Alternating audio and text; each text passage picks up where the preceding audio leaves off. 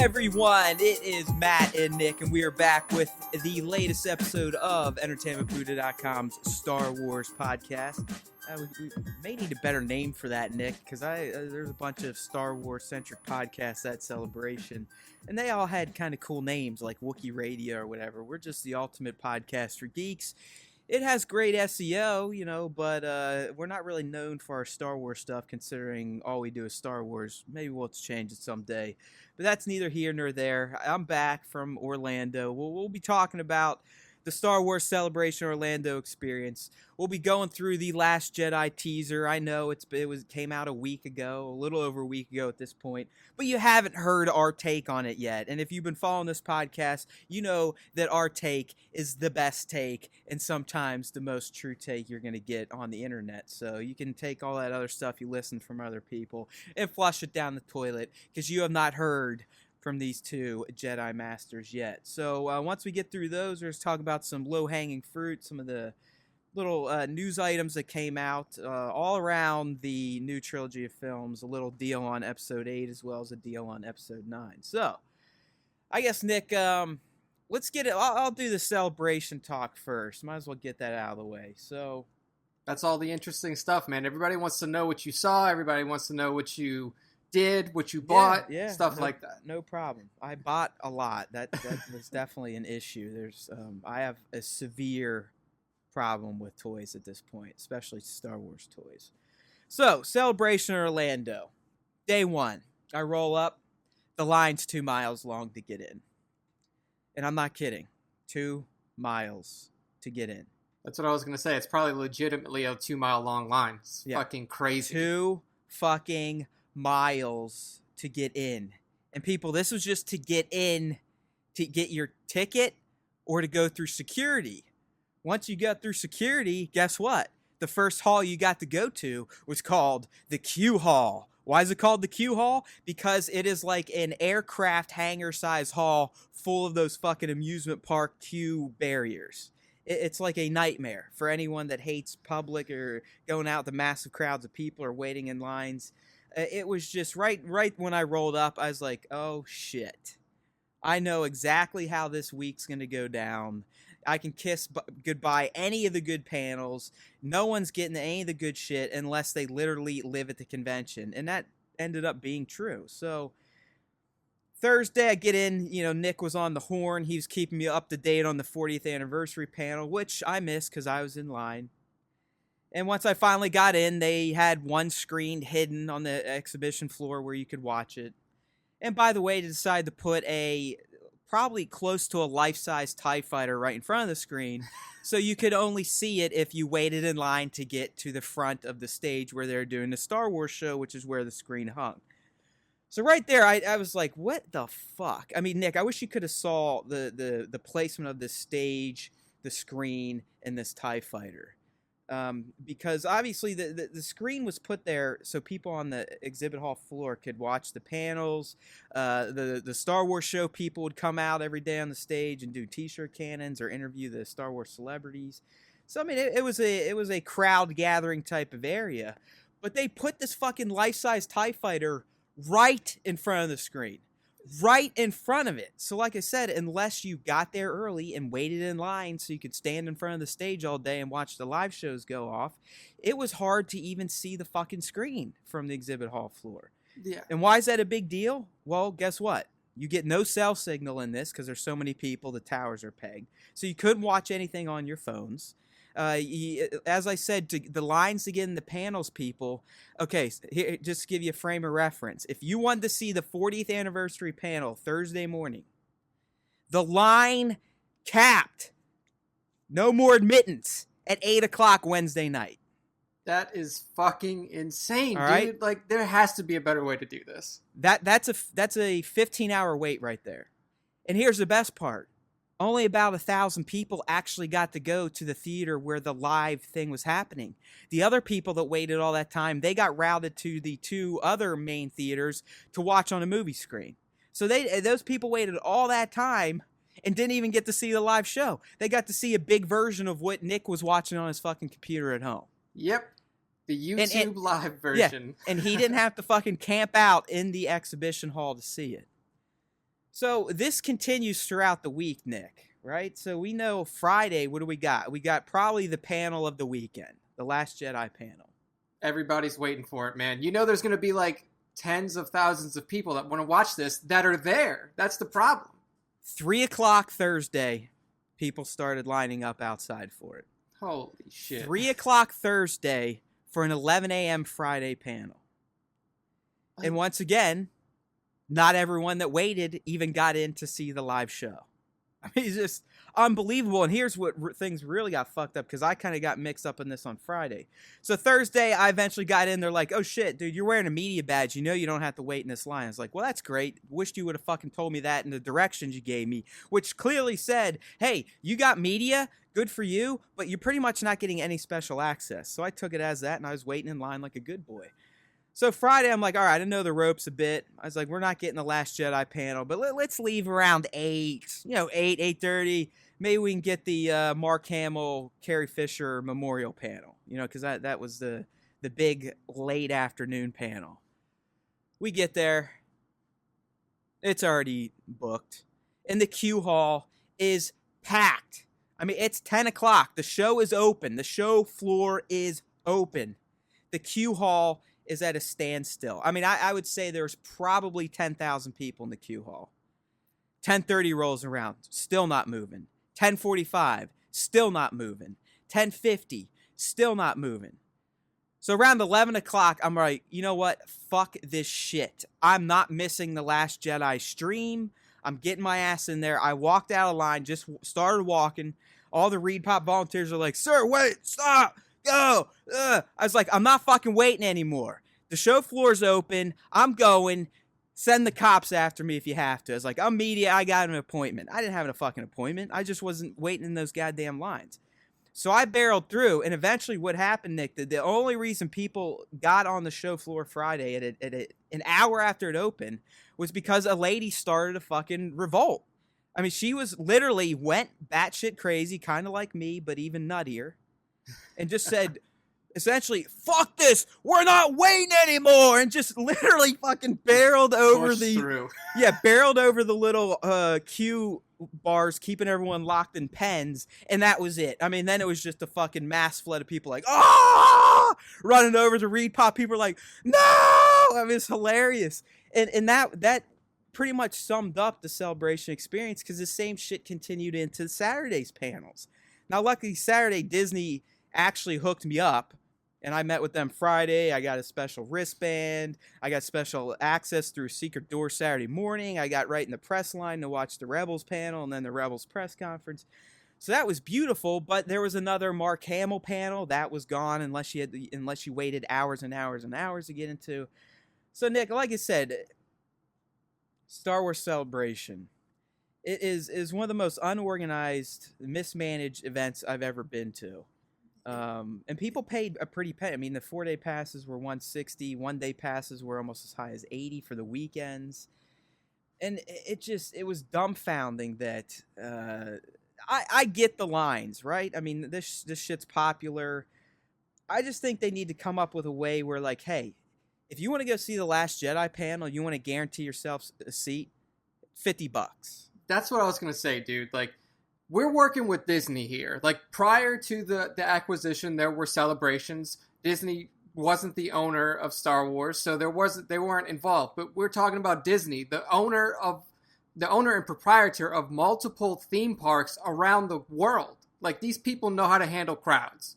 So instead of giving the management of Star Wars Celebration, like the literal biggest Star Wars gathering of people on the planet every year, to somebody who doesn't do this shit as good as Disney, fucking let Disney do it. They know what they're doing. Have them hire a crew of people from the fucking parks, or like put together a special Star Wars Celebration team and get this shit working right. Because it's crazy. It is crazy that, you know, a guy like you who has a media badge, who goes in there, who pays his money, literally cannot even get into a panel.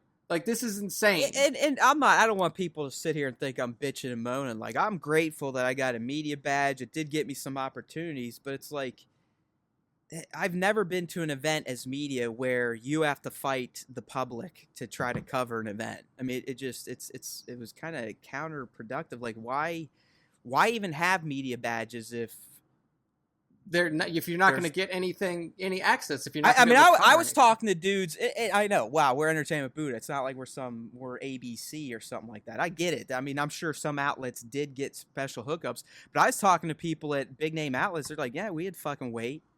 Or we waited and they said we weren't going to get in. And then we just said, no, listen, we're with so-and-so. We got to get in. Here's the email and blah, blah, blah. And they finally got in, but it was still a fucking fight, a hassle. I mean, you asked any of the volunteers there, they would all give you a different story. I mean, there was a lot of missed opportunities to see panels because no one knew what the fuck was going on. As soon as you got in, you were already pissed off from waiting in line to go through security, and then you see more lines, and then it turns into fucking mass confusion. I mean, there was no signage for anything. Like, if you wanted a wristband for the panel, you just had to go around and ask people that were holding wristbands to say, are you giving out wristbands? What panel is it for? What time is it? Can I get one? See, dude, this is when I think Disney's organizational ability would come in. Because like you said, the best way to probably do it is charge for panel access. Like, these panels, and they might have, dude. There was, I mean, maybe you saw it when they first sold tickets, but there was a Jedi Master VIP package for $400. That might have been it. I don't remember all that it got you, but I know you could get in like a hour early. But I don't know if it had guaranteed access to maybe a panel a day, 2 panels a day. I don't know, but I mean, let's do more of that. And yes, I understand why they don't make the panels pay to play. By doing that, they kind of they give everyone the illusion that, hey, you can do it. You can come see this panel. You can come see George Lucas live. You can come listen to John Williams do a concert live, and you don't have to pay anything but your badge. But by the way, you're probably going to have to wait in line for fucking 18 hours, and even then, you're still not guaranteed to get in. Yeah, and I know a lot of people are probably thinking it's like, oh, well, hardcore fans, you know, they will sit in line for 18 hours. But, like, you have a kid, and you weren't there alone. Like, you have a baby. I give those people all the respect in the world, but quite frankly, they're fucking insane. I mean, people that are willing to sleep in a convention hall. Yeah, I mean, there's some people that come Saturday morning at the Rebels panel, they said, we have not left the convention hall since Thursday. That is just, for a lot of people, they slept there. They had no baths, nothing. I mean, that's what this shit promotes, and that's not good. See, that it shouldn't be like that. To me, honestly, they should have held it in a larger area to where they could, you know, they could accommodate all the people that were there. They know how many people are coming to this thing. Okay, like, dude, I'll tell you what, the venue was massive. I like the convention center. It's just where they did the panels. They were limited. I mean, they were large theaters at best. I mean, they weren't like a stadium. I mean, they need to do these fucking panels in a damn near stadium. Yeah, exactly. You need a stadium. You need some sort of like outdoor area, or you need, like you said, you need multiple places where these people can be funneled to. Not like, you said that there were like offshoot areas, but like, you need huge offshoot areas. You need offshoot areas that can accommodate, you know, tens of thousands of people sometimes, especially for panels like The Last Jedi and the 40th anniversary. I mean, these types of panels, that's what people come for. And if you're not going to have the ability to accommodate every ticket that you sell, then it's hard to be able to tell people that came to Celebration to see George Lucas on stage or to see Mark Hamill in the 40th anniversary panel. It's like, hey, man, sorry, you're just shit out of luck. You paid almost $200 to be here, but, you know, you can't get in. Or there's no way have fun for you on to the see show this. floor. I'm not gonna lie, the show floor is neat, but all it is a fucking collectibles trap. I mean, that's all it is. It's the show floor is specifically for collectors to spend money. You got the autograph shoots, you had the Celebration store shoots, and that was like a 6-hour wait, by the way, if anyone wanted to sit in that mess. And then you have all the dealers and mom and pop comic shops, toy shops around. I mean, for someone like me, I could mill around on the show floor for 4 days because I mean, if you listen to this cast, I'm a huge collector of toys, vintage, new, whatever, anything Star Wars I'll take. So I loved going around to all these shops and seeing some of the classic Kenners, looking for old Black Series I'm still looking for.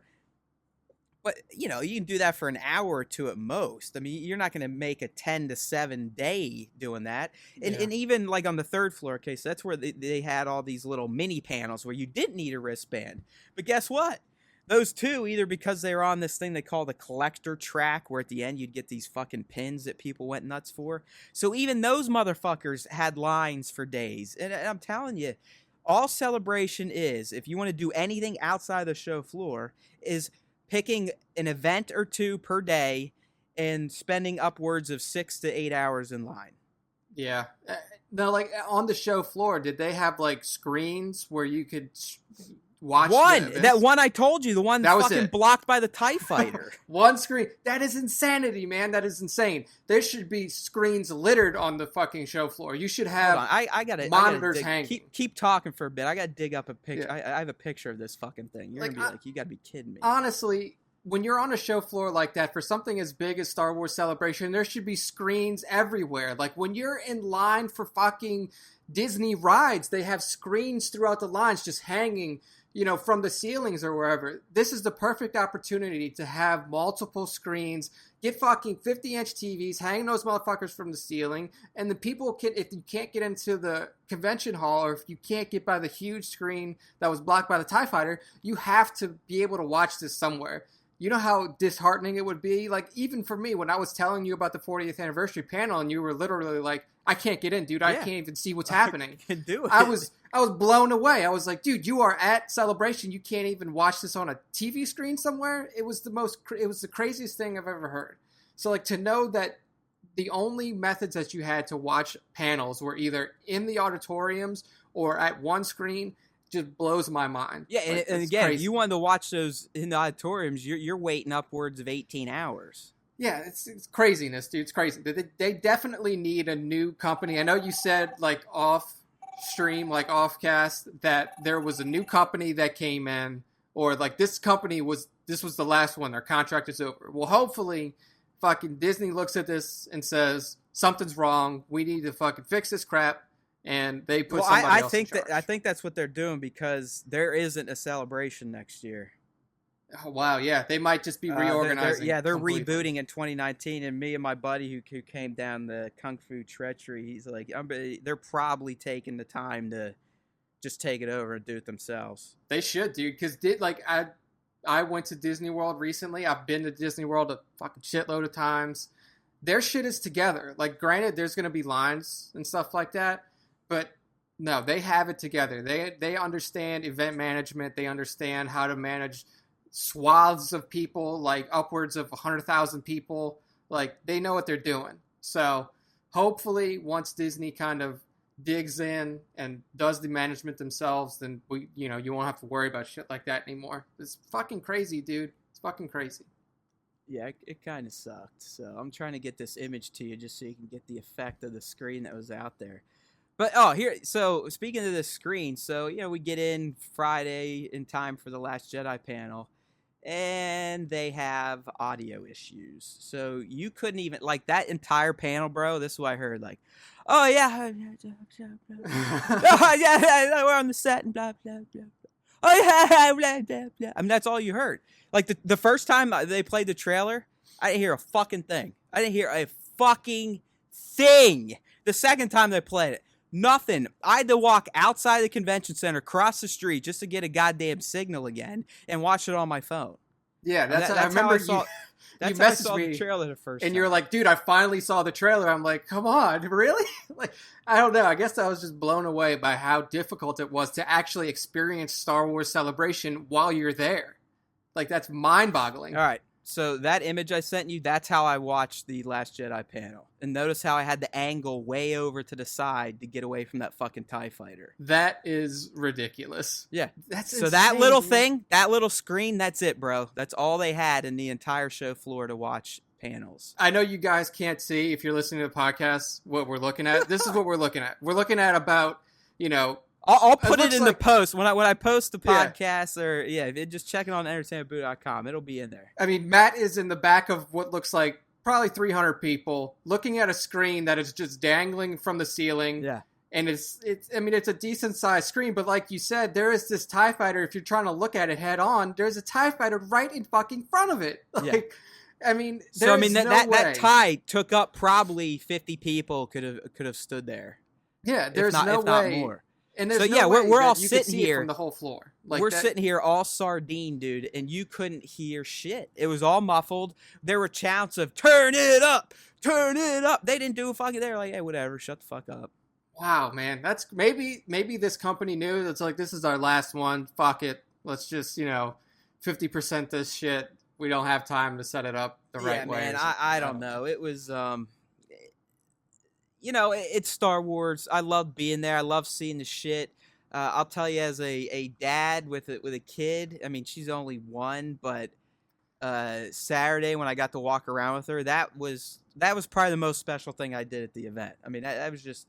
For someone that grew up loving this shit, who was influenced by his own dad to like Star Wars, and to carry my little fucking tot around in a Rey costume, I mean, I think I probably almost cried. I mean, this is life. This is why I like Star Wars, and this is why she's gonna like Star Wars. Yeah. But outside of that, it's a fucking line fest. I mean, you either just go knowing that you're not going to see shit and you're just going to interact with people on the show floor and have a good time and spend a lot of money, or you go knowing, all right, I'm going to be sleeping in a convention hall for probably the next 3 days. Yeah, and you see, that's the good thing. That's the one good thing, and you mentioned it before we got on cast, is the people. You saw a lot of awesome cosplays. You got a lot of great pictures with Charlie. I mean, dude, the people there, just the conversations you can have with people. I mean, there are some people that they probably haven't lived a great life. I mean, that they've probably been ridiculed their entire lives. But when they're here, they're comfortable. They can be themselves. No one's gonna make fun of them for the way they look, the way they dress. Everyone's so into Star Wars. I mean, some of the most fun I had was just being in these lines talking to people. Yeah, you get to hear everybody's life story. Their fucking theories on shit, or what they saw, or things they noticed. I mean, through talking to someone, I got one of the exclusive Black Series figures that I didn't have to wait fucking in line for 5 hours. He's like, dude, I don't need 2 of them. Just give me the money and I'll fucking buy it. I'm like, you are the shit. Yeah. Because again, this was another thing. If you wanted this figure, you had to show up early, get a ticket, come back to the booth at a certain time, wait in line again, then get it. Or you could just risk it, not get the ticket, and just wait in the non-ticketed line, which some people told me took 6 hours. Yeah, dude. It's craziness. I mean, at least you got to experience the atmosphere. You got to see the people. You got to meet the people. Yeah, it was good to be back. I mean, I haven't been to one since 2005. It was good to be back, but I would have liked to have seen more of the good shit, because really the panels are top notch. The ones I did check, the Ray Park panel was the shit. Dude, Ray Park is a really awesome guy. I saw him a lot of times. I mean, you know what? You know who else is fantastic as an MC? Warwick Davis. Yeah, Warwick Davis did a great job. I mean, that guy, he's funny as shit. He knows Star Wars. I mean, the conversation he and Ray had was great. When they reenacted the full ending of Phantom Menace, where Ray, was playing Mulligan and Warwick was playing Obi-Wan. And they had fans up there. Like, Warwick got clotheslined by saran wrap, which, is those red particle beams that was preventing Obi-Wan from getting in. Yeah. And then when he forgot that he had to fall down the well, so he jumped off the stage. Then, of course, he's a little person, so he couldn't get back on the stage. So fans, had to pick him up. One grabbed his balls, and he's like, hey, you're not there. I mean, it was just great. God. But, I mean, listening to Ray and just watching him, he did like a little saber class. He came out acting like a gorilla for about 3 minutes. It was crazy. But then he was doing his wushu stuff, and I didn't realize how young. I mean, he was 21, 22 when he did Phantom Menace. Yeah, he was a young guy, but I mean, I've seen him a lot during the Star Wars weekends at Disney. He would come and show up and do similar stuff. Like, he would be in the parade, and then as the parade's going down, he would stop and pull some kid out who's holding the lightsaber, take the lightsaber from the kid, and do a bunch of cool moves with it. I mean, he did panels and shit there. Ray Park seems like a really, really nice dude. Yeah, he was. That was great. And then obviously the Filoni Hidalgo panel on Thursday for Rebels, or just animated in general, was great. And then Saturday when I went to the Rebels. Now, that was great to be there, but it was very sad to hear that Rebels is ending after season 4. But we did get to watch one of the episodes from the new season, and the press conference with them was great. That was my first real deal, like literally sitting in chairs, raising your hand and asking question type of deals for the, outside of gaming. So that was kind of fun. Didn't get called on. I thought I had a good question, but I didn't get to say it. I was just gonna ask Dave. I'm like, Dave, how much did the way Clone Wars was abruptly ended impact your decision to wrap Rebels, knowing that you were going to be able to tell your full story arc, and that's why he settled on 4 seasons? Cause Yeah, I mean I honestly think some of that played into his decision to end it so early. Because I feel like Rebels, you could squeeze at least 5 seasons out of it. yeah. But I think he was just like, you know what, fuck it. I don't want anyone, because he made a joke about that. He's like, I know what it's like to not be able to finish telling a tale.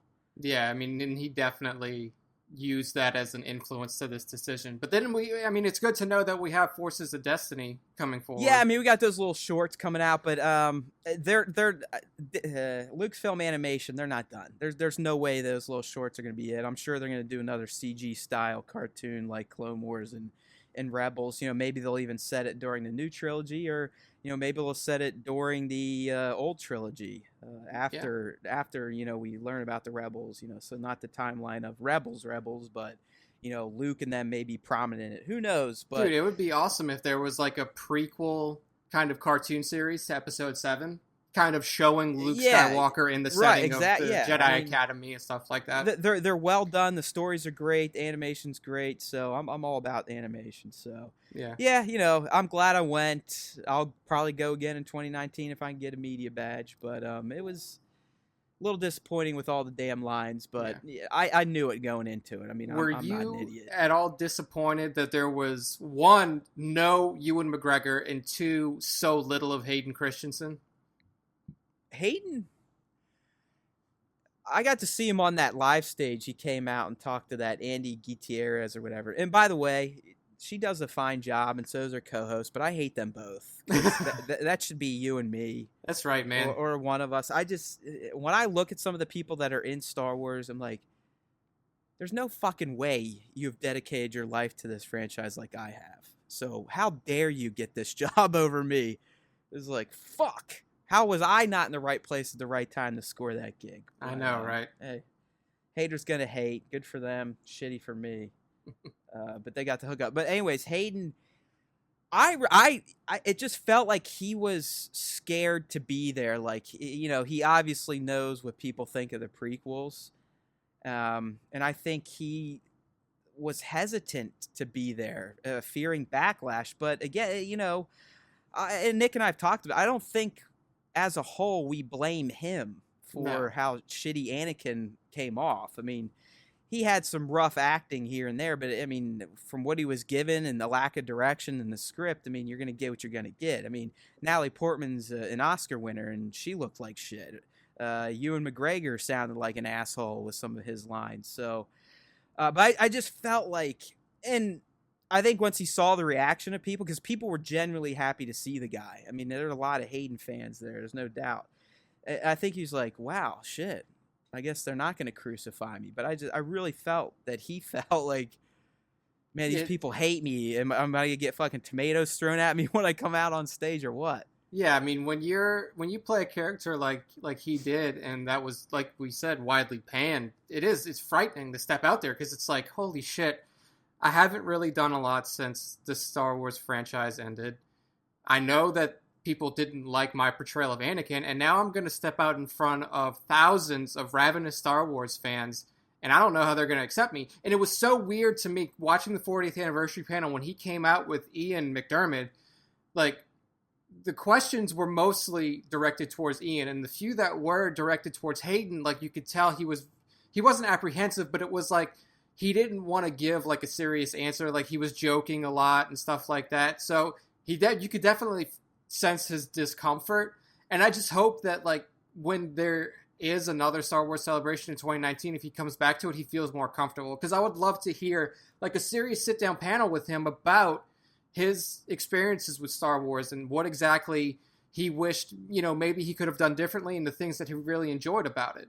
And I really do think that people are going to really embrace him and accept him. And it was cool for me to see that after Celebration ended, like Mark Hamill put out this, it was a short post. It was like a Twitter and Instagram post. He was like, it was really awesome getting to meet Hayden Christensen. He's a really good guy. And, he's the best Vader dad anybody could have ever asked for. So just to see that other people, like other actors from the franchise, are embracing him and kind of bringing him into the fray, it's really cool to see. I honestly think he pulled a Luke, and I think he self-exiled himself from Star Wars. I mean, I think that the experience and the backlash, kind of like what we've heard George say, anyone's going to take that shit to heart. I mean, and we've said it. I mean, I'll go on record saying I hold him responsible for lessening the character of Darth Vader. But how much of it do you really put on Hayden, and how much do you put on the creator of the prequels and the scripts and the storylines and just the lack of direction he gave his cast? Yeah, that was something that I actually messaged you about, because there was a side panel between Warwick Davis and Ian McDiarmid, and in that panel, Ian McDiarmid said something that was very telling to me. And he said, George Lucas does not like to give direction to actors.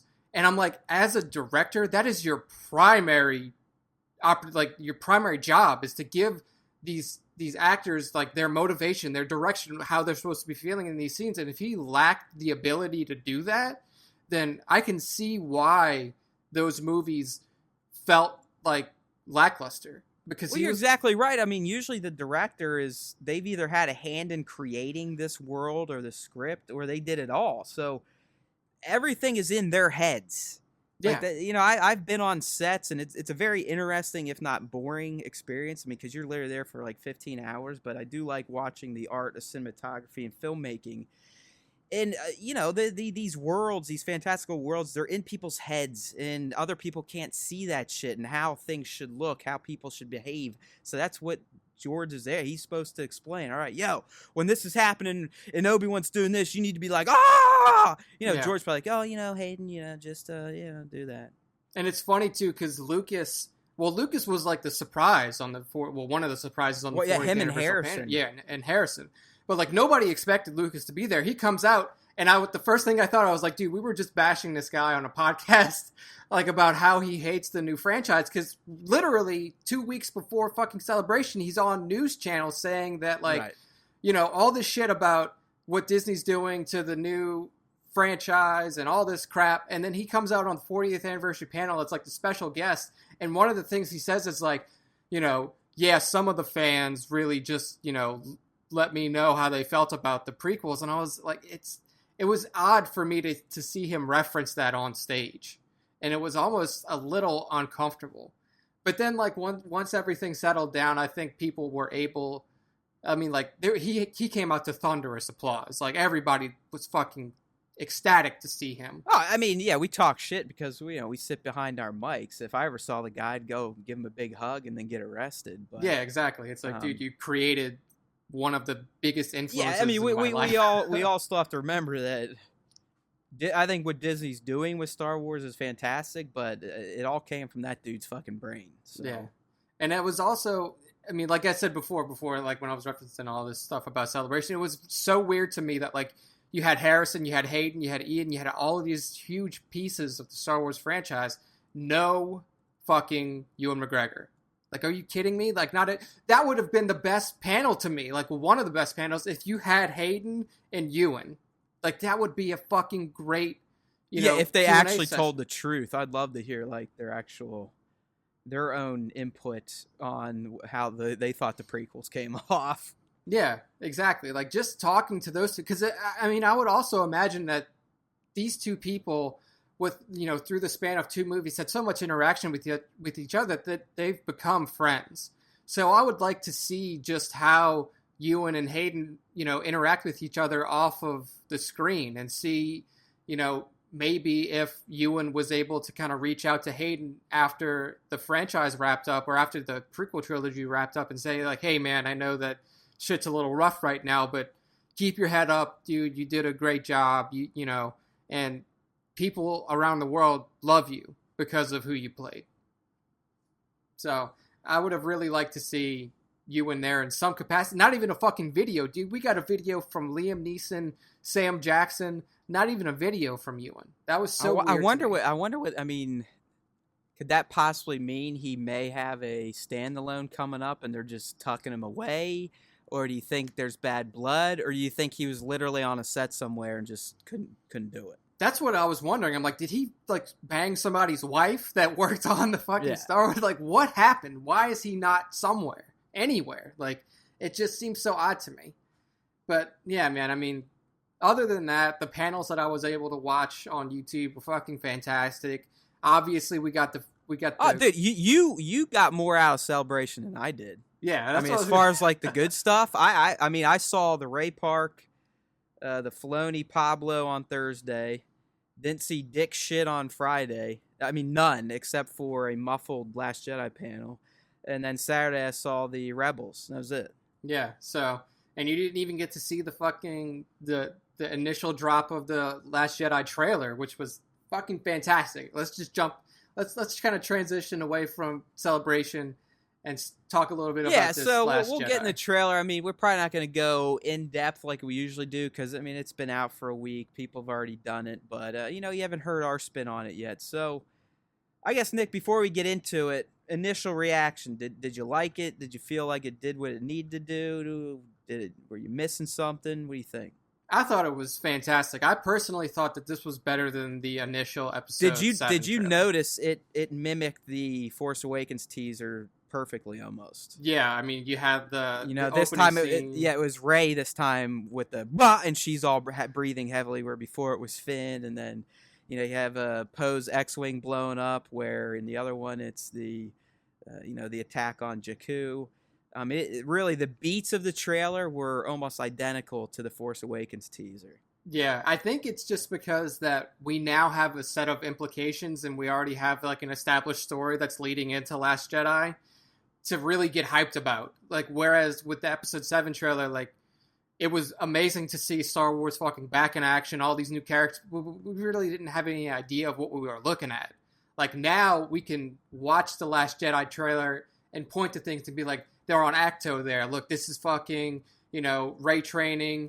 This is an attack on a Corvette. This is the Journal of the Wills, which could be what we saw in the Force Tree. I mean, there was a lot of good shit in there that a lot of people were looking forward to. And I think it hit, a lot of what I wanted to see out of the first trailer for The Last Jedi. Totally. So, like I said, we're not going to do scene by scene, but I do want to tackle the very first scene. Why do you think she's so freaked out? See, I had a lot of different ideas here, and it could just be that this is from, I mean, if you look right behind her, if you look directly behind her, there's she's a cave coming out opening. of Luke's cave. There's a cave opening. And if you remember the very last scene in the trailer, Luke is standing right in front of that cave opening as he says, "The Jedi must end." Yeah. So there's a lot of speculation out there about, like, could this be Luke turning to the dark side? Is he attacking Rey in some kind of way? Those people are dumb. Yeah, I don't believe that for a fucking second. Like, there's no way.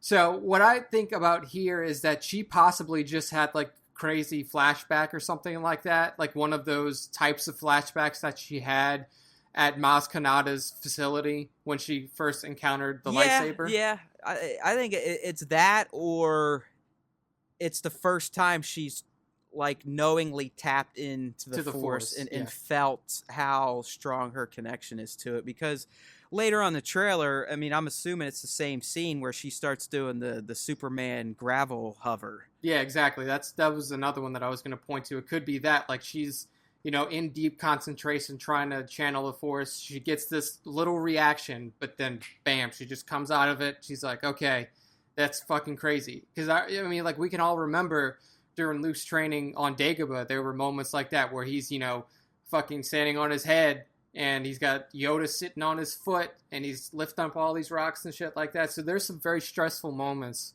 in Jedi training. So she could just be experiencing one of those. And that's what I put in my recap post that's up on Entertainment Buddha right now. So another curious shot is of Rey kind of standing on this rocky crag looking at the ocean. On the show floor, some people are saying, I bet this is going to be her X-Wing test, and she's going to have to part the sea with the Force.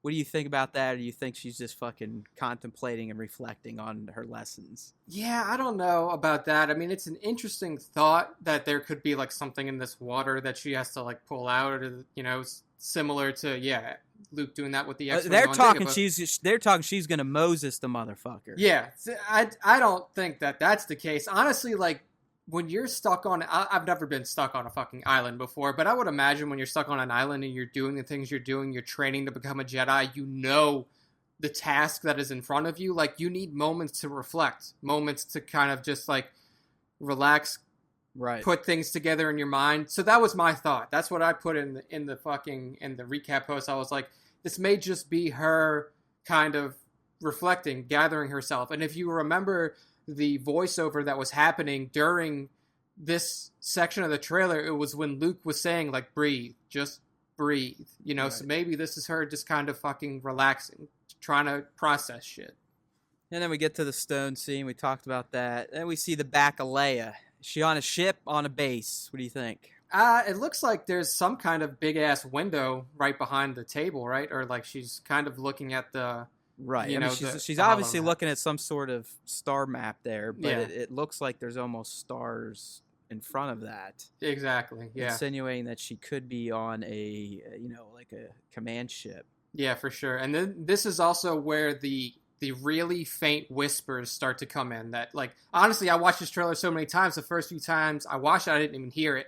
I actually went back and watched the entire trailer with my eyes closed, just to try to catch audio cues. Some Jedi meditation right there. I mean, I know the one line is Obi saying "seduced by the dark side." I mean, that was the only one that I got wrong. I couldn't exactly get that one 100%. The first one that we get is with Leia. That scene with Leia, you can hear young Leia saying, "Help me, Obi-Wan." Then you go down to the next scene, and that is Kylo Ren's smashed mask. I'm gonna go 2 seconds here. There was a dude. I posted up the recap post.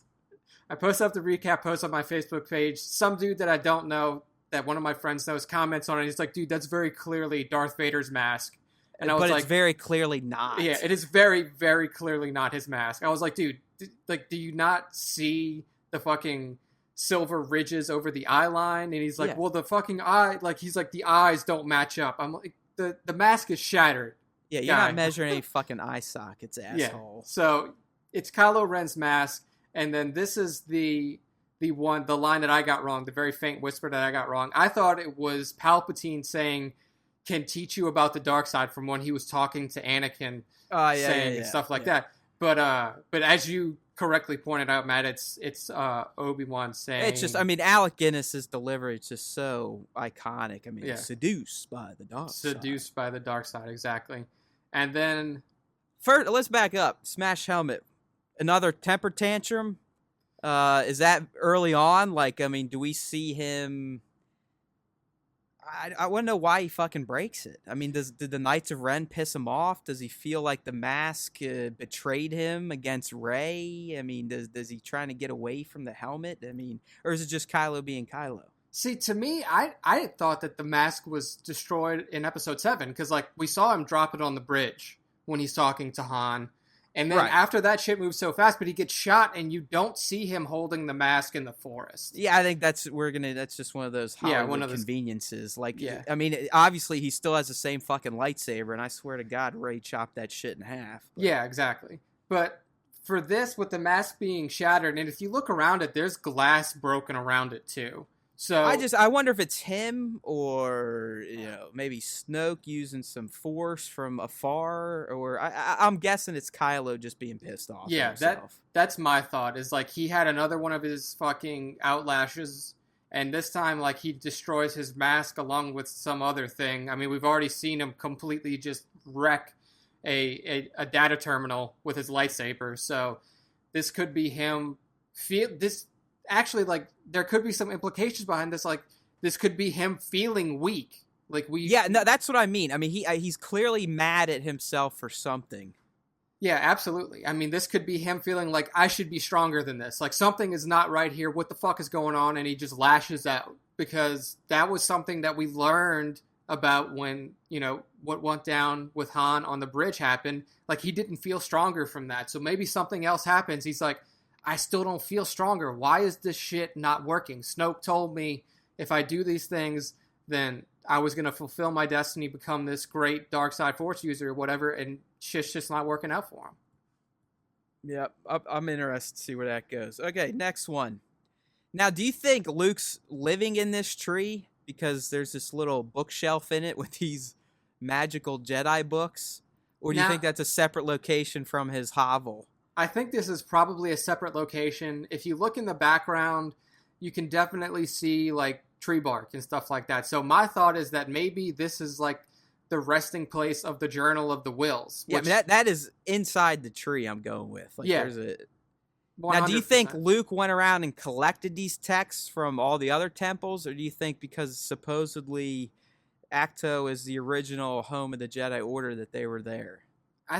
My first thought is that they were probably already there. But I guess, like, it's a good point that you bring up. Like, he could have gone around and, like, found these things elsewhere. Well, you got to remember that the Empire, once they fully took over after, Vader turned, they went around and destroyed every Jedi artifact that they could find. Yeah, exactly. And that's how R2 knew so much, because they did log everything in their databases. When he tapped in on the Death Star in Episode 4, he downloaded all that shit. So, I mean, he has all the Empire records in his databanks. Yeah. So, I guess it does make sense. I totally forgot in the next shot that's the Jedi symbol. I mean, because that's on the poster clearly. I mean, with Rey. Yeah, I have that. That's one of my tattoos. Okay, so the Jedi insignia, yeah. Yeah. So this is. So you think this is the Jedi Bible right here, then? Yeah, it's probably so. Like the initial tenets of the Jedi Order. And just the teachings, the original teachings of the Jedi Order. I think just kind of like how the Sith changed how they function. I bet the original Jedis didn't have all the bullshit or, what led to Yoda's batch and Mace's batch being so cocky and oblivious to shit going on around them. Yeah, absolutely. I mean, and maybe that's why Luke. Once he's like, yo, I mean, that Jedi didn't have some of these beliefs. Maybe that's Yoda winging it in there, or Mace sliding that one in there. Kind of like, I mean, if you're in the religion or not, but none of the holy books were written by the people they're about, right? I mean, they're written by fucking humans that kind of interpreted shit. I mean, the Bible is literally not written by God or Jesus. It's written by a bunch of fucking dudes that hung out with them and idolized them, and they clearly put their own spin on shit. I mean, so and especially after literally thousands of years. I mean, the Jedi have been around for thousands of years, leading up into the old Republic days, and then into the fall of the Jedi, into the reign of the Empire. Shit gets really mixed up, and when you have thousands of years to kind of evolve, and then also you adjust the tenets to fit the time period. So maybe, Luke has been able to read through these texts and been like, whoa, man, we got really off track somewhere. Shit got really mixed up, and I don't know if it was because of, this event or whatever, and he just realizes, like, the Jedi as they were constituted and as I was taught is not the Jedi that was originally brought into the world. Yeah, I think we're going to learn, and you and I have been saying all along, I think we're going to learn that, and they kind of played on this in Rebels with the Bendu, is that if you're a Force user, you don't have to just pick one side or the other. No, absolutely Actually, not. To be the best Force user possible, you probably kind of have to live in the gray area. Yeah, I mean, we've talked about this extensively on previous podcasts and stuff like that. I still think that's what Luke's referring to at the end. Like, oh, yeah, absolutely. Like, all Jedi, these people... and I don't even consider him a real Jedi. I mean, he does, obviously, but, I mean, he's not a real Jedi. Not a traditional Jedi. Not a Republic Jedi before the fall. No, he's definitely some sort of hybrid, because he had limited training from Yoda, and he started when he was damn near 20 years old. I mean, exactly, and then like that would have been outlawed. we already know that he didn't finish his training. Like, he got as much as he could from Yoda, but then after that, he didn't have to go through the trials. I mean, none of that shit. His trial was his first one he failed when he faced Vader in Empire, and then the second one he passed when he refused to kill him in Jedi. Yeah, exactly. I mean, Luke figured out, like, family's more important than me. Fuck you, Palpatine. I'm out. You're gonna have to kill me. Yeah. So this line, "the Jedi must end," is not, to me, like what a lot of the speculation out there is. Luke turning to the dark side, fucking destroying the Jedi. None of that shit. It's like he realizes that the Jedi needs to evolve. It needs to change. And Ryan came out straight up on record and said Luke is the last Jedi. Period. Yeah, that End makes of discussion. sense. I mean, he is the last Jedi. Rey will not be a Jedi as we know Jedi to be. And then this is also something that I mentioned to you, going back to a previous podcast when I mentioned that what the line that Snoke said, "the new Jedi will rise." This could have many different meanings. Like, it could be what we talked about on previous podcasts with other Jedi, but it could also mean that Snoke knows in some way that there is a reincarnation or an evolution of the Jedi that will happen if Luke Skywalker comes back into the fray. True that. Okay, so this line here, dude, I'm still don't know exactly what went down. So we hear Luke talking to Rey, Rey talking back to Luke, and he's like, "What do you see?" And she says, "Light, dark." And now here's where I don't know if it's a balance, the balance, or imbalance. Yeah, it's really hard to make out. Because they all, I mean, if you say all of them, they all kind of sound the same. I mean, when I first heard it, I thought imbalance, which to me kind of made sense because, we know the light and dark is out of balance. But then, I read you said the balance. So I went back and I'm like, that could be. But then I heard a balance. So I'm going with A or M over your the at this point. See, I always looked at it as balance being like an actual, not like a concept, but like as an actual measurable thing. So like Rey is looking at it and she's like, I can see the balance. What we've all been striving for is, this balance that Yoda has talked about, that Luke has talked about, that even, Sith throughout the ages have talked about, is this balance in the Force that has almost never been achieved, and she can perceive that balance. But I could definitely see it being imbalance, because imbalance would definitely apply more to the situation, like the ongoing situation in the galaxy, and then the Force as it is as a whole at the moment. When he says it's so much bigger, do you think, I mean, obviously he's saying it's much more than just the light and the dark side. Do you think that accounts for like the natural side of the Force and how it's an everything and how animals and trees and this, that, and the other thing can exhibit Force and yada, yada, yada? Yeah, I mean, it would make sense too, because we already know that we're going to have these Force owl beings that are going to be on Acto, and we don't know what their relationship is going to be to Rey and to Luke, but we know that they're going to play some sort of role. So Luke saying, like, hey, look, this is more than just us. This is more than just Force users. This is galaxy-wide. This is universe-wide. This encompasses everything. Going back to what Yoda said to him on Dagobah, the Force is in everything. It runs through us. It binds us. It connects us. The tree, the rock, everything is encompassed within the Force. And I think this is Luke finally figuring out just how expansive it is.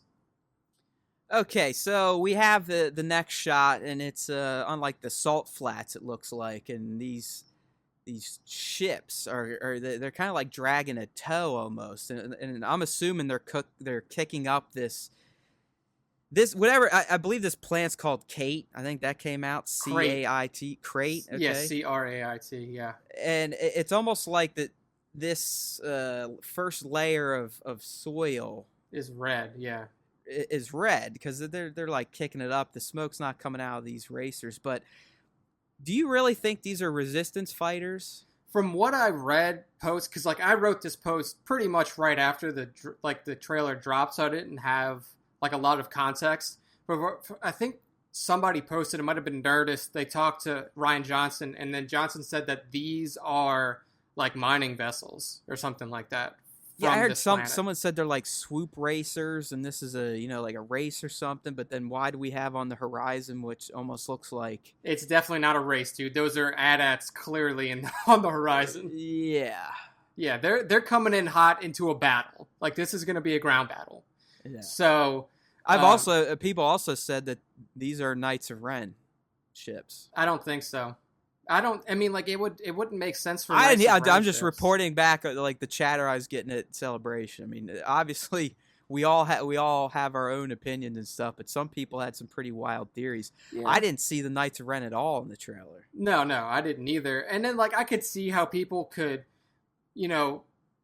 believe that this could be Knights of Ren, stuff like that, or dark side users, because when you see red dust or red smoke or red anything, your mind immediately goes to like these are probably bad guys. But I don't think so, especially if you look at that first shot of the ships that I have framed in the article. Like you can clearly see a shitload of AT-ATs on the horizon. You might even be able to make out an ATST somewhere in there. Like this is a battle about to go down. This isn't a race, in my opinion. In my opinion, this is not a race. This isn't like whoever's in the little ships, they're fucked. Yeah, there's no way you're gonna have 5 of these little skiff things take on whatever the hell's on the horizon. Yeah, it looks mean. You see, now what I think is probably going to happen here, like you're going to have this, it's set up perfectly for it too. Like you have the cliff faces, which they're coming over, they're coming down, they're hovering over the surface, and then you're going to have like fucking X-Wings come fly over them. And then that's when shit's going to start. Okay. I mean, the next couple shots, nothing special. We see Finn is in this, it's not really a Bacta tank anymore, it's some sort of suit. But they showed behind the scenes images. He's clearly going to be out of this at one point in time in the movie, so there's not much really to talk about there. Nope. Poe and BB are running from an attack, and like you said, it's definitely on a ship. Yeah, the hangar. It's not like a base. Yeah, I mean, it's definitely a ship battle. It looks like we're going to have another, not a surface Falcon battle, but an atmospheric battle where they're not really in space, but they're just kind of flying through like a regular plane in the real world would, and their ties are chasing them down. We get Rey with her saber out. She has the blue one, so I'm assuming that she still has Anakin and Luke's saber. Yeah, probably so. And she's I believe she's still on Acto, it looked like, and she's running and grimacing. She is motivated for something. I don't know. See, like when I saw this, I thought that this might be on the same Salt Flats planet. Like this might be on Crate. That was my initial thought because I looked at the clips in the background and stuff. You really can't tell if she's wearing something different, but yeah. Yeah, so that was my initial thought. And then the next shot, we get our only shot of Kylo, which caused a big controversy because of the scar. Yeah, I think that was the big hubbub. And if you do compare them, they aren't even remotely close. No. I don't think it's going to ruin continuity, or obviously it ruins continuity, but I don't think it's going to impact the movie or the character. No. But Ryan moved the scar a good inch or two to the left. He moved the scar, and he probably significantly decreased like the severity of it. Because if you look at that scene from 7, his face was fucked up. It starts at his jowline almost, and kind of S curves up over the bridge of his nose, and then S's back up into his forehead. Yeah, like it was a serious cut, but where this one's more like his grandfather's, where it just kind of starts at the top of the eye, skips the eye, and then I'm assuming he's going to have maybe some continuation of the scar under the eye. You can't tell in this shot, though. Yeah, shit like this looks cool. Like, you can't say that, this kind of scar doesn't look cool. I could care less. It's clearly, we're not going to see Kylo clearly until like months, maybe a year past we saw him in Force Awakens, where we know we're going to see Rey at the same time that Force Awakens took place. But the way his scar has healed, it's Star Wars, and he could have just rubbed Bacta on it or something. But it's looking like there's going to be a fair amount of time that has progressed from when we saw Kylo in Force Awakens to when we see him in Last Jedi. Exactly. And I just think that this is a fucking menacing shot. Like, he looks really badass. Like, you have Were you surprised that he's still rocking the cross guard? I am, like, because like you said before, I really thought that the saber got destroyed. There was a clear sound of like that saber getting cut in episode 7. Yeah, I mean, I didn't see it split in half, but I mean, there's definitely some embers that sparked from it when she made her counter and then basically had him beat. Yeah, but maybe he just likes this brand of saber. You know, maybe he just likes it, and he could have rebuilt I was kind of it, hoping like he would have gone traditional. paid homage to Vader and went for a straight up pure red lightsaber. Yeah, I was also hoping that Rey was going to rock a double-sided blade, but I don't think we're ever going to see that happen. But yeah, I mean, because she is well equipped to use a staff type of weapon. Exactly. Well, Yeah. now, I mean, does Rey just keep Luke's saber, or do you think she'll ever make her own and possibly make it purple? To me, I feel like that saber is like a Skywalker's first saber, I guess you could say, because that was, Anakin's first saber. We can remember, and actually, this was a line that I remembered in episode 2, in the very beginning.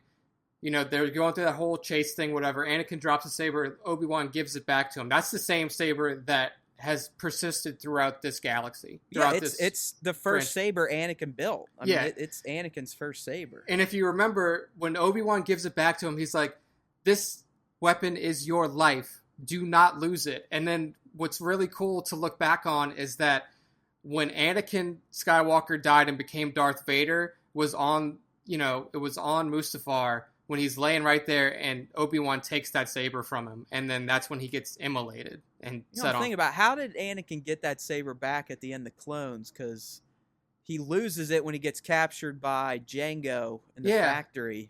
And then he gets a saber tossed to him, but it was a green one. Like, right, if you remember, he ended up getting a blue and a green, but they were from Fallen Jedi. They weren't his. So maybe it made his way back to him. Maybe somehow, because if you look at Anakin's sabers in the Vader, he liked a very certain style grip. I mean, the Anakin grip to the Vader grip is identical almost. Yes, it has those very similar, like rubber slits going down.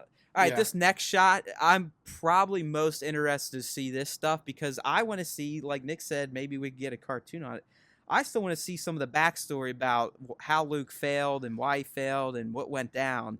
And this is clearly a continuation of a shot we saw way back during some Force Awakens promotion where Luke's clearly bummed out with his hood covering his eyes and his hand on top of R2. And now we kind of get to see why he's so troubled. And he clearly, I mean, he probably didn't build this. This was probably an existing temple somewhere. But it gets pretty fucked up. I mean, if Kylo and the Knights of Ren did that by themselves, they're badass motherfuckers. Because it looks like a goddamn war zone. I mean, it looks like it was bombarded from space by the First Order. Yeah. Now, do you think that this is going to be another flashback scene, or do you think that this is Luke after his reunion with R2 going to this planet? I mean, it's going to have to be a flashback. This obviously isn't present time. I don't know if it's going to be a flashback in a sense of Luke retelling the story to Rey, or if, like you said, one of them has another vision, or we get to see inside their minds while they're doing something, and this is an image that pops up. Yeah. See, like, that was my first thought too, is that it was another flashback, like maybe, like you said, Luke retelling the story of the fall of his Jedi Academy to Rey. But then I also remembered that I think it was JJ came out and said that, like, that vision that Rey had where we saw this image contains future visions. Like, this contains not only images of the past, but images of the future. So, I mean, I guess it could possibly be that range sequence we've talked about, we haven't been able to pinpoint if that's old, new, or what. I mean, I think we're like, well, maybe that's them attacking the temple, but if you look at these, then it can't be because there's no monsoon. I mean, maybe she does eventually confront them after they're murdering other people. Who knows? But I do want to know how this building got so fucked up and why the land's all scarred and how Luke and R2 were unscathed. I mean, you got to think, whoever took down the temple, they were able to take down a bunch of Jedi trainees. Some might have been knights at that point. Some could have been Padawans. How'd Luke fucking get out of this shit? Yeah, exactly. Maybe he was, away. Was He he? Yeah, had. was he gone? Did he leave Ben in charge? Maybe, and that's when Ben betrayed him. Maybe Ben was playing along, like, "Hey, I got you, Uncle. I'm your man. You go ahead and look for Acto or whatever you gotta look for. I got this shit." And then that's when he turns. I mean, See, that would be interesting to see at this point if there were other masters at this academy. Like, was it just Luke, or had he brought up other students to the well, yeah, level of yeah, master where exactly. they could That's what I teach? mean. I mean, Yeah, I'm just gonna say there were probably at least a night or two. yeah. But it was probably mostly Padawans or even just basic trainees.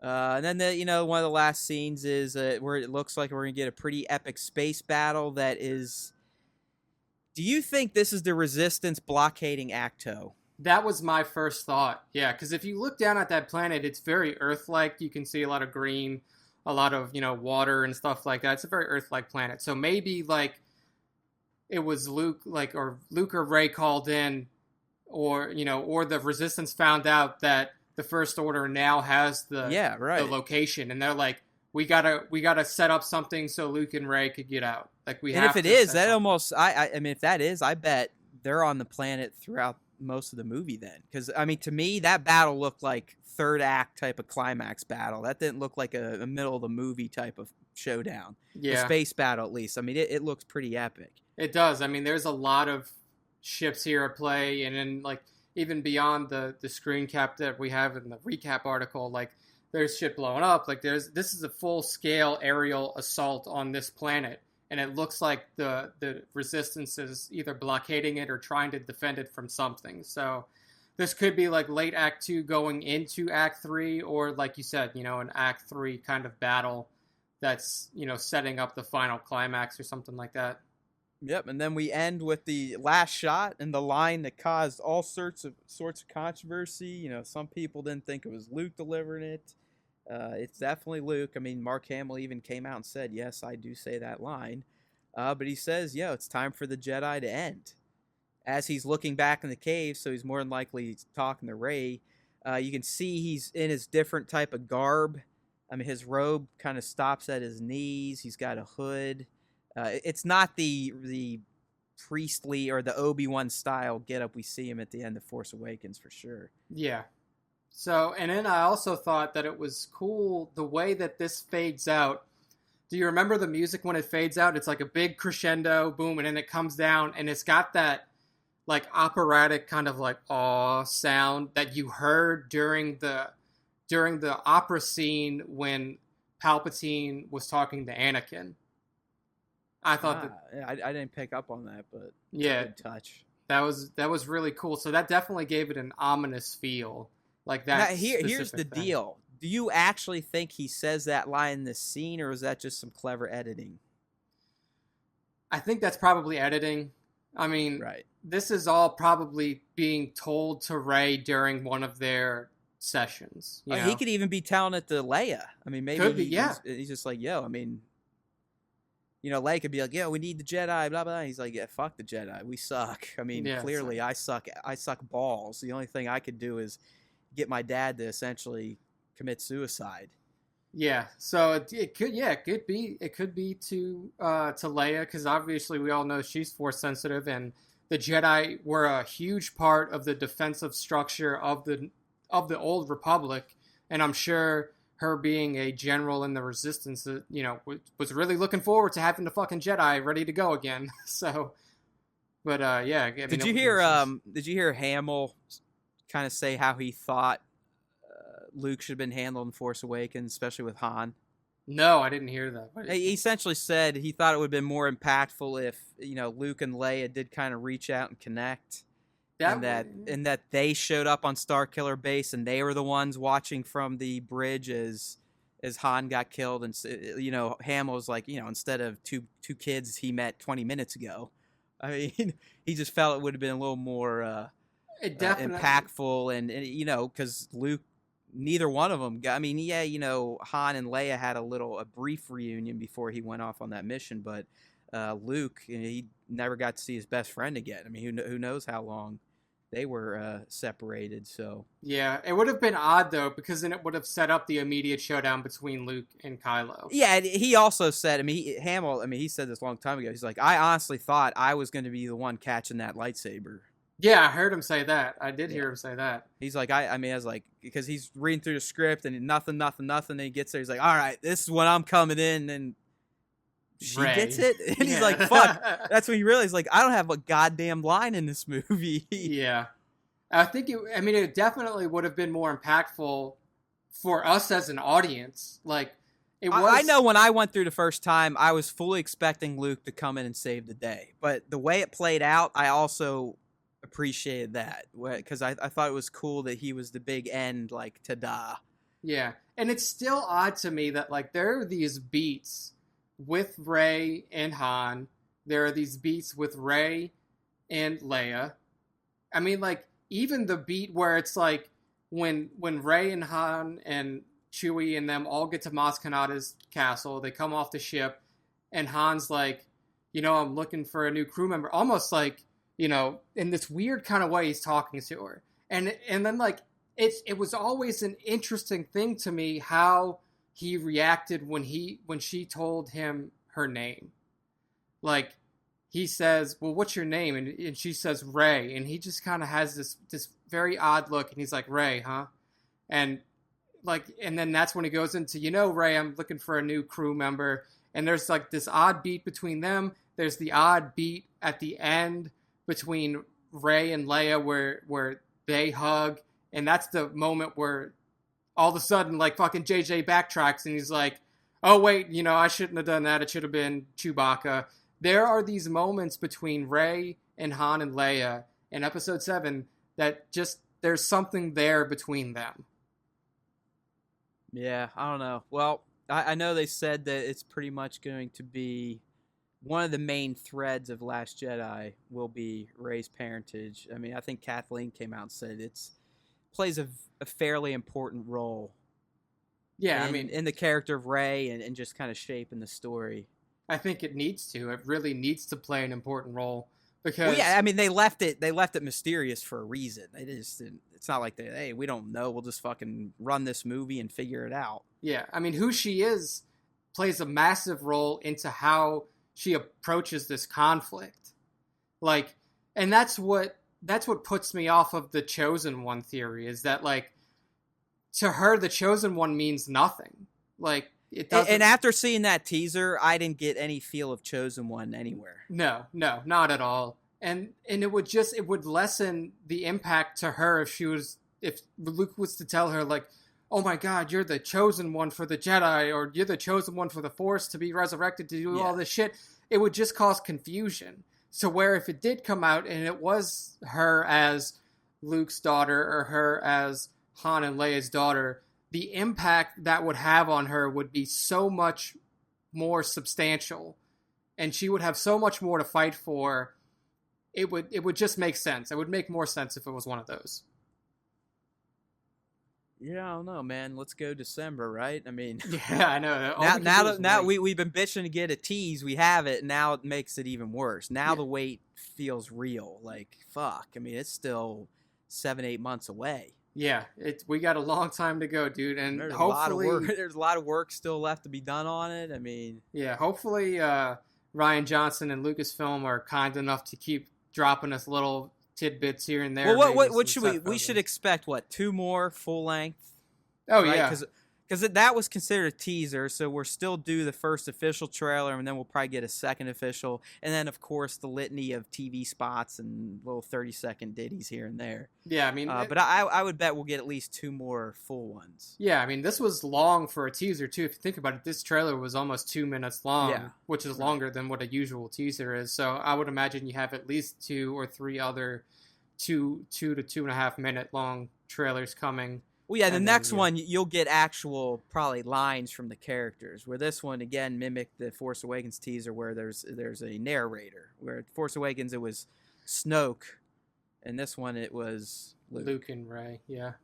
All right, dude, well, I think we knocked it out. Got to wrap the cast up here. Got shit to do. You know how it goes here in the good old EB HQ.